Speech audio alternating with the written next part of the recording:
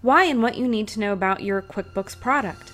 First and foremost, the chart of accounts is the foundation of all QuickBooks products, and if you do not understand this, you will not understand reports or even how data is coded. This applies to every single business industry. Even if you are not doing any of the inputting into your QuickBooks product, it is still fundamental you understand the chart of accounts, and also that you and the person doing the inputting is on the exact same page when it comes to how to code all transactions. Simply put, the chart of accounts is made up of the bank accounts, assets, liabilities, equity, income, cost of goods sold, expenses, other income, and other expenses. It seems simple and straightforward, and it is, but I have found in my 20+ years of using QuickBooks products, most people do not understand it and/or it is not correctly set up from the start. Every single transaction in your QuickBooks product is tied to the chart of accounts, the foundation. Again, if you do not understand this, then you will not understand the reports and data presented to you. Also, if you are the person doing the coding, inputting into your QuickBooks, and do not understand the chart of accounts, then the data will not be reliable and accurate.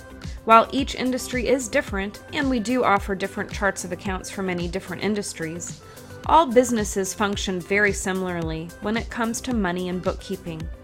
All businesses have checking accounts, assets, liabilities, equity, income, cost of goods sold, expenses, other income, and other expenses.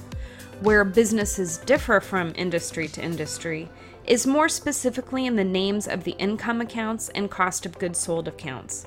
What we have found in our 20+ years of experience is that, in general, bank accounts, assets, liabilities, equity, expenses, other income, and other expenses are uniform across all business industries. There are only a few industries we may add or take away from the general expense category because they truly need to track something additional or will never track. An example of this would be for realtors. We track their fees for the access keys they use to show properties, and that is not an expense we track for other industries. As I mentioned earlier, each transaction is tied to the chart of accounts. What does that mean?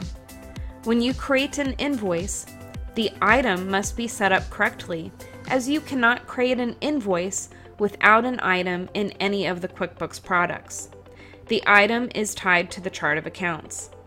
If you are using a credit card, not to be confused with a debit card attached to the checking account, then you need to understand how the credit card feature is tied to the chart of accounts.